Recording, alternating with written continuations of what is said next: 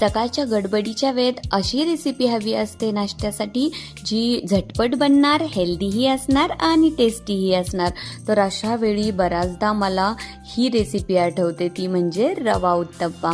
तर त्यासाठी मी 1 कप एवढा रवा घेतला, 3 टेबलस्पून दही, मीठ आणि पाणी ॲड करून 10 मिनिटसाठी रेस्ट होऊ दिलं. नंतर बारीक कट केलेला कांदा, टोमॅटो, कोथिंबीर ॲड केला आणि यामध्ये मी हिरवी मिरची आणि भरपूर अशी मोहरी याचा तडका ॲड केला. त्यानंतर पाणी ॲड करून कन्सिस्टन्सी ॲडजस्ट केली आणि आज मी बनवणार होते मिनी रवा उत्तप्पा.